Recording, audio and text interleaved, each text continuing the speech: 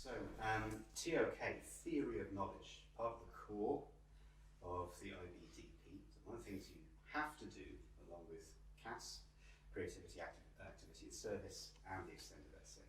And it's absolutely at the centre of things in the course. And it tends to be around the stage you're at in the course, around the end of year 12, that it starts to click its importance. Also, I think, the really in-depth critical thinking that's involved in TOK, your brain is sort of growing ready for it around this stage. And increasingly, you see how it flows through your extended essay, but also through each of your subjects. So a first question here, dare I ask it, if you could sum up TOK in one word, what would it be? So wait for 6 seconds. So one word, what would TOK be? For me, it's challenging. I'd say evaluation. Evaluation, why? Because it gets you to kind of look at what you know, for example, and then think about why you know it and maybe why you don't know it. And there's always like the two sides to whatever you're discussing in TOK. It's not easy, but it definitely kind of allows you to have a better perspective of everything and whatever you're looking at, whether it's history or actually TOK itself. It just allows you to kind of be able to evaluate things a lot better. Lovely, thanks Deb. So evaluation. I would say interesting, because it can help you understand more about other people and like how they understand things and learn things from different things. Like you can read the same thing and have a completely different opinion on it. Correct, lovely, thank you. So evaluation, weighing things up, interesting, being open-minded, that's great. Yeah, different. Completely brand new, I think, but at the same time, I think it's only brand new because you don't necessarily think about what you're thinking about. So it kind of like, it's always there, but no one's ever said, bring it here and actually focus on it. It's always kind of there in the background and it's just focusing on it, which is quite cool. Very good, absolutely. That's what critical thinking is about, bringing the things you didn't know you knew, didn't know you didn't know, into the forefront of your mind, absolutely. So yes, evaluation, interesting, difference. Yeah, nice. I think it's all about perspective, because it's, we've all said it before, but it's all about critical thinking about different ways to view knowledge and how different people and cultures of different times, sort of what their perspective on knowledge is. So that's what interests me about TOK, I guess. Yeah.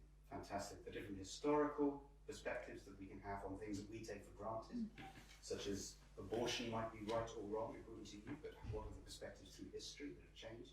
Have there been any paradigm shifts? Like Newton in science, to take an obvious example, the way we see the world, the way we construct knowledge. Knowledge is not something we just take on, is it? And that's what we learn, of course. It's something we make along with other people. So there are different perspectives, as long with it being different and interesting and helping you evaluate things. And Megan, yeah. I was thinking kind of like opinionating, the fact that you kind of see your opinion, or you might have an opinion on something, and TOK kind of challenges you on that and brings in kind of different opinions. It actually makes you question, actually, why do you have that opinion? And is it just something that, you know, you kind of been brought up to kind of believe, or is it actually something that you can bring in other claims, and not just from one area, but from lots of areas of knowledge and from different subjects into that? And like hearing, I think, other people's opinions on maybe a knowledge claim, I think is really interesting as well. Fantastic, good. So making opinions, evaluating is interesting, it's different, you get different perspectives. I think that's a brilliant summing up of what we look at in this critical thinking course, you're right. So you brought up different perspectives and the way that your thinking about things has changed. Can you each of you again take a few seconds just to think of an example from the course, or maybe not even in the course, but just applying what you've learned in the course to things in your experience. Something when your opinion of something has really changed. I can't actually really think of like a time my opinion changed, because something I find with TOK is that for like a very short period of time, it's almost like opinions are taken out of it, and you just kind of like look at things almost objectively, and you look at why you have that opinion and like why you believe that thing and why you shouldn't believe that thing. And it's kind of like your actual personal opinions almost taken out of it, and you look at it objectively. then you can put your opinion back on it again. But I think it really helps to kind of build the foundation of your knowledge. And I think it's really helped with like trying to justify things. So it's kind of like if you're looking at someone's done, and you're like, why could they have done that, and why shouldn't they have done that? It helps a lot in that kind of sense. Great. So it sounds like you're really focusing on the ethical dimensions, the Yeah. rights and wrongs of things, which is not just what TOK is about by any means, but it's very, very important in it. That's great. Yeah. Lovely. I think in a lot of my lessons, when I've been looking at things, having the TOK understanding helps you sort of analyse and understand where these things are coming from and how, like if you look at the model of the atom, how it's developed and how it's changed. Because like you learn that there's no absolute truth in science and that it's more proving something wrong than proving something right.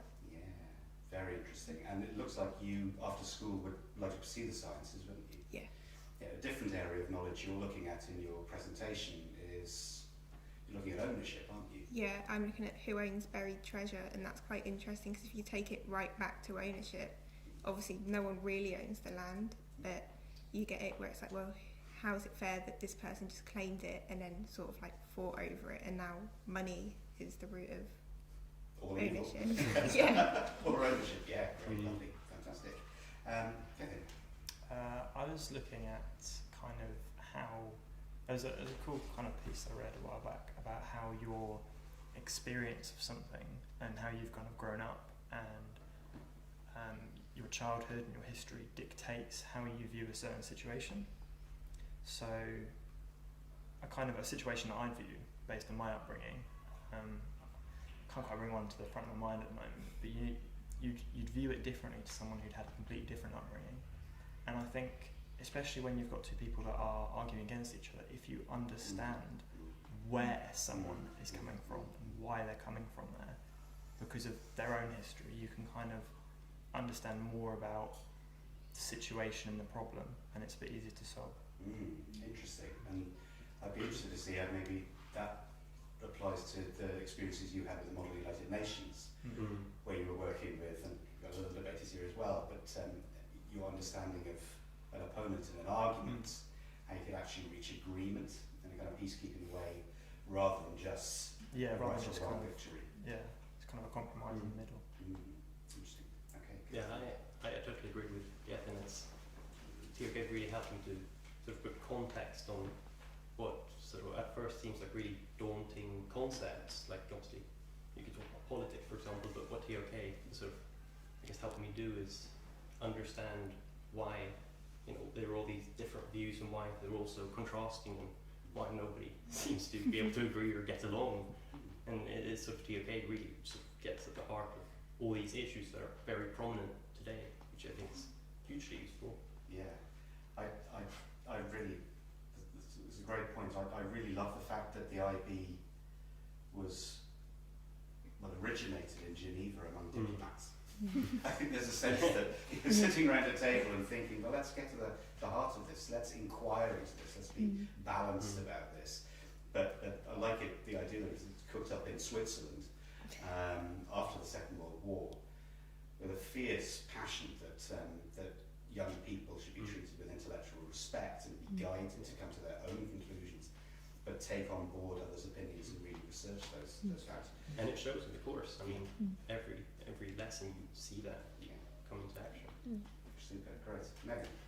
It's quite similar to actually getting the Erasmus, but it was one when we were looking at kind of if you have one person that has a claim and then someone that has kind of the direct opposite of that claim, and how that person may decide to just kind of ignore that no matter how much kind of evidence you put to say, no, this is correct, this is a new idea, like you should take this forward.